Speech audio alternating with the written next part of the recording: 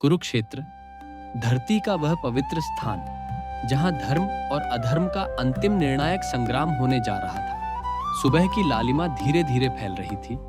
रणभूमि की धूल हवा में घुली हुई थी। चारों ओर रथों की पंक्तियां, हाथियों की चिंगाड़ और योद्धाओं के जयघोष सुनाई दे रहे थे। हर योद्धा अपने जीवन का सबसे बड़ा युद्ध लड़ने के लिए तैयार था। दोनों ओर सेनाएं खड़ी थीं। एक ओर धर्म के रक्षक पांडव, दूसरी ओर लोभ, अन्याय और अहंकार के प्रतीक कौरव। धरती स्वयं मानो थरथरा रही थी। दुर्योधन, कौरवों का राजा, अपनी विशाल सेना के मध्य खड़ा था। उसकी आंखों में गर्व था, परंतु भीतर कहीं एक डर भी। वह अपने गुरु आचार्य द्रोण के पास गया और बोला, आचार्य, देखिए, पांडवों की यह सेना कितनी सशक्त और संगठित है। इनका नेतृत्व धृष्टद्युम्न कर रहा है, वही धृष्टद्युम्न जिसे आपने ही युद्ध विद्या सिखाई थी। दुर्योधन की बातों में व्यंग्य भी था और भय भी। वह अपनी शक्ति दिखाना चाहता था, लेकिन भीतर वह जानता था कि सामने कोई साधारण योद्धा नहीं, बल्कि धर्म की सेना खड़ी है। वह अपनी सेना का उत्साह बढ़ाते हुए आगे बोला, हमारी सेना की भी कोई कमी नहीं है। हमारे पास भीष्म पितामह जैसे महायोद्धा हैं, कर्ण जैसे अदम्य पराक्रमी हैं, द्रोणाचार्य जैसे गुरु हैं और असंख्य महारथी योद्धा हैं। जयद्रथ, कृपाचार्य, अश्वत्थामा, विकर्ण, सोमदत्त, ये सभी युद्ध कला में अप्रतिम हैं। दुर्योधन यह सब बोलते हुए बार बार भीष्म की ओर देख रहा था। उसे विश्वास था कि जब तक भीष्म है, विजय उसकी है। भीष्म ने दुर्योधन के उत्साहवर्धन के लिए अपना विशाल शंख फूंका। उस शंख की गूंज से आकाश थर्रा उठा। युद्ध की औपचारिक घोषणा हो चुकी थी। अब दोनों ओर के शंखनाद एक साथ गूंजने लगे। भीष्म ने पांचजन्य शंख बजाया, द्रुपद ने देवदत्त, भीम ने पौंड्र। सभी योद्धाओं के शंखों की गर्जना से कुरुक्षेत्र का वातावरण गूंज उठा। अब रणभूमि तैयार थी, पर युद्ध शुरू होने से पहले अर्जुन ने कुछ कहा।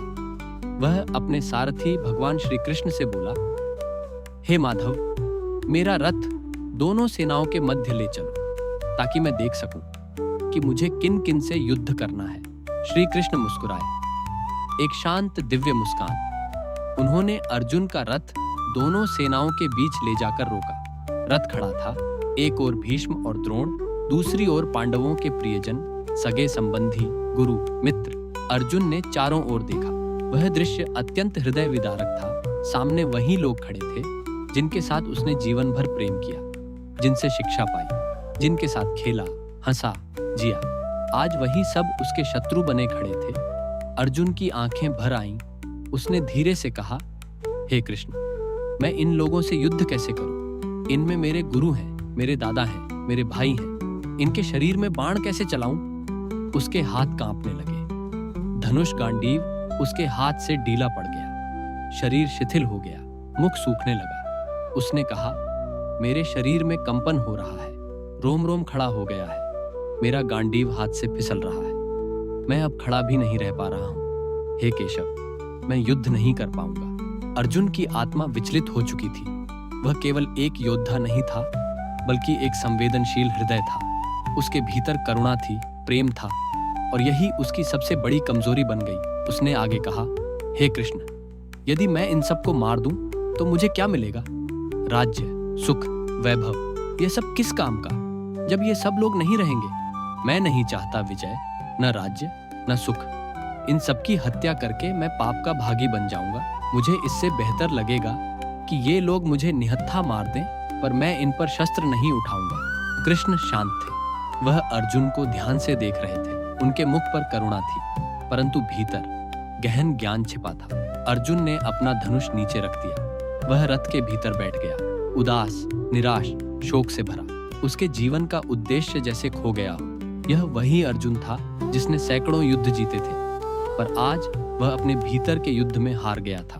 यही है अर्जुन विषाद योग, जब मनुष्य अपने कर्तव्य और भावनाओं के बीच फंस जाता है, जब निर्णय करना कठिन हो जाता है, जब हृदय धर्म से बड़ा लगने लगता है। कृष्ण जानते थे यह विषाद क्षणिक है। अर्जुन को ज्ञान की आवश्यकता है, दृष्टि की आवश्यकता है, और इसी विषाद से जन्म लेगा गीता का महान उपदेश। कृष्ण ने मौन साधा, क्योंकि वह जानते थे जब मन शोक में होता है तब शब्द नहीं, अनुभूति काम करती है। अर्जुन का मौन ही गीता का आरंभ बना।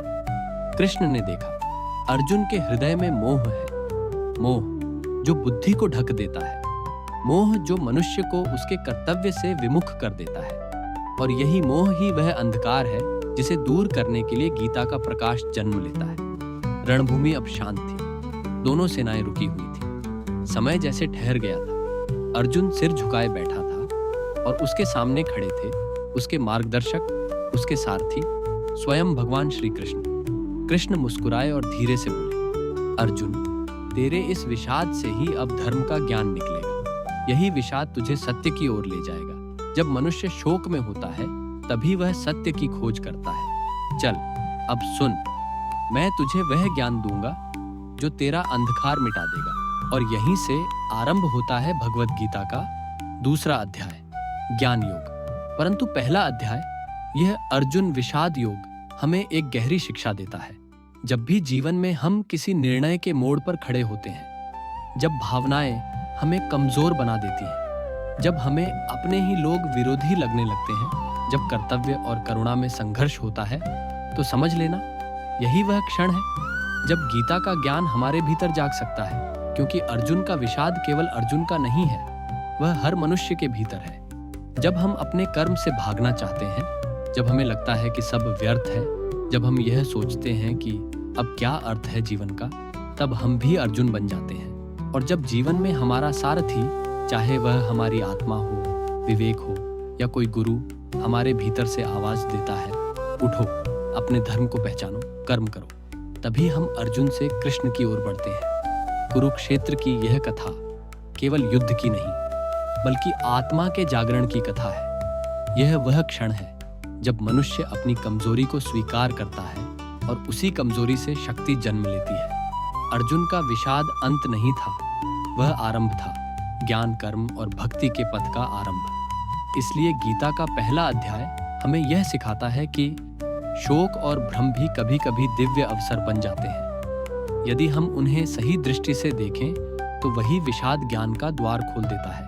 कुरुक्षेत्र का यह प्रथम अध्याय हमें याद दिलाता है कि हर युद्ध बाहरी नहीं होता।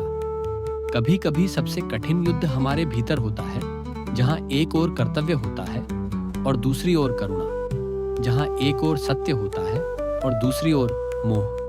और जब यह संघर्ष चरम पर पहुंचता है, तब जीवन स्वयं गीता बन जाता है।